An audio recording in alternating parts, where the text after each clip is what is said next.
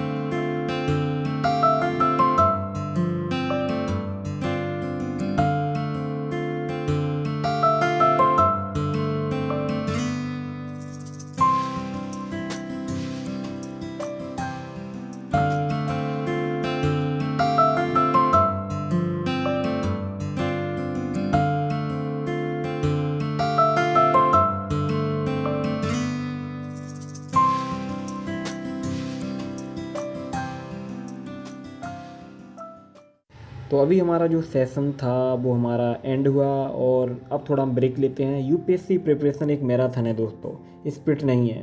थोड़ी चाय, थोड़ी दिमाग रीसेट करना बहुत ज़्यादा ज़रूरी है। तो अभी दोस्तों टाइम की बात करूँ, टाइम 9 बज चुके हैं, है ना। तो पहले आपको थोड़ा बाहर का इन्वायरमेंट दिखा देता हूँ, मौसम की दिल्ली का किस तरीके का नज़ारा है। और अभी कल से मौसम जो है थोड़ा ठंडा हो गया है। वैसे धूप निकल के आ जाती थी, बट आज धूप नहीं निकला है पूरे दिन, आज मौसम ऐसा ही रहा है। तो अभी तो टाइम हो गया है, तो अभी तो पूरा मौसम ठंडा है, पर फिर भी अभी वैसा टाइम नहीं है कि स्वेटर पहनना पड़े, पर मुझे लगता है ऐसा समय जल्दी आ जाएगा। तो अभी देख सकते हैं इस टाइम नाइट हो रहा है, पूरा 9 बज चुके हैं, अंधेरा है पूरा। तो अभी हम थोड़ा यहाँ पे अपना रिफ़्रेश होंगे, क्योंकि जब भी मैं सेशन लगाता हूँ तो थोड़ी देर के लिए मैं यहाँ पे अपनी बालकनी में बैठ लेता हूँ, क्योंकि अच्छा फील होता है मुझे यहाँ पे। और ज़्यादातर लोग इस टाइम लाइब्रेरी या यहीं पर अपनी स्टडी कर रहे होते हैं पास में। और साथ ही आप लोग भी मेरा कई टाइम से ब्लॉग का इंतज़ार कर रहे थे कि मैं ब्लॉग कब लेके आऊँगा, तो फिर मुझे आज टाइम मिला तो मैंने सोचा कि आज मैं ब्लॉग शूट कर देता हूँ, है ना। और बीच बीच में जैसे मुझे समय मिला करेगा मैं ब्लॉग कंटिन्यू करूँगा, क्योंकि अभी थोड़ा काम ज़्यादा है, इस वजह से मैं वो नहीं कर पाता हूँ कंटिन्यू। बट टेंशन मत लीजिए, आगे ब्लॉग कंटिन्यू रहेंगे मेरे, और मैं आप लोगों के लिए बीच बीच में लेके आता रहूँगा ब्लॉग। तो अभी हम गेट लगा देते हैं और थोड़ा रूम को गर्म रखते हैं, और आपको मैं दिखा देता हूँ कि आज मैंने खाने में क्या बनाया है, क्योंकि डिनर का टाइम हो चुका है। तो अभी मैं खाना खाने के बाद ही बैठूँगा सेशन लगाने के लिए, ठीक है ना। तो अभी देखते हैं क्या बनाया है। तो ये है राइस जो मैंने आज बनाया था, शाम के टाइम 4 बजे करीब बनाया था मैंने, और इसमें सब्ज़ी रखी हुई है, ढक के रख दिया है मैंने। तो अपना जो डिनर है उसको हम कंप्लीट करेंगे, और डिनर कंप्लीट करने के बाद फिर से हम अपने सेशन में बैठेंगे। हमारा सेकंड सेशन लंबा रहेगा, इसलिए खाना खा लेते हैं। तो डिनर कंप्लीट करने के बाद मैं लग गया अपने सेकंड सेशन में, और ये सेशन हमारा लंबा रहेगा। 10 बज चुके हैं अभी, तो 10 बजे से लेकर 1 बजे तक का मैं ये सेशन कंप्लीट करूँगा। और अभी मैं PYQ को सॉल्व कर रहा हूँ, साथ ही अपने जो टॉपिक्स हैं उनको रिवीजन कर रहा हूँ। दोस्तों एक बात हमेशा याद रखना, UPSC सिर्फ किताबों का सिलेबस नहीं है, ये आपके सोचने के तरीके की परीक्षा है। इसलिए हर एडिटोरियल पढ़ते वक्त मैं खुद से पूछता हूँ कि यह पॉलिसी क्यों आई, इसका इम्पैक्ट क्या होगा और इसका क्रिटिज्म क्या है हो सकता है। यही सोच मुझे आंसर राइटिंग में डेप्थ देती है। और हाँ, अगर आप नोट्स बना रहे हैं तो क्वांटिटी नहीं क्वालिटी देखो। ऐसा मैं इसलिए बोलता हूँ क्योंकि जब आप नोट्स बनाते हैं तो आप देखते हैं कि जब आप कोई NCERT पढ़ते हैं और NCERT के जब आप शॉर्ट्स नोट्स बनाते हैं तो आप देखते हैं कि नोट्स से थोड़ा बड़ा हो, आपको लगता है कि नोट्स अगर एक बुक्स जो है अगर आपने 2-3 पेज में अगर कवर हो गई 6-7 8 क्लास की, तो आपको लगता है कि मैंने शायद कुछ चीज़ें छोड़ दी हैं जो मेरी सही से कवर नहीं हुई हैं, और आप थोड़ी हैवी नोट्स बनाने लगते हैं, ज़्यादा से ज़्यादा पेज कवर करने लगते हैं। तो वो मत करिए, क्योंकि आपको क्वांटिटी नहीं क्वालिटी देखनी है, क्योंकि जो आपके लिए ज़रूरी है उसी चीज़ों को आप नोट में नोट डाउन करिए, और बाकी जो चीज़ें नॉर्मली हैं उनको उस चीज़ों में लिखने की कोई ज़रूरत नहीं है।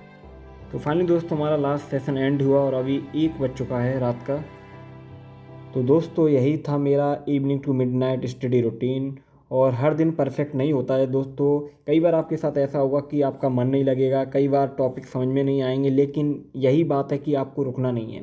UPSC सिर्फ एग्ज़ाम नहीं है, ये एक जर्नी है जो आपको अंदर से बदल देती है। तो अगर आप भी इस रास्ते पर हैं, और एक बात याद रखना कि हर रात जब तुम पढ़ रहे होते हो तो कोई सो रहा होता है, और यही फ़र्क कल के रिजल्ट में दिखेगा आपको।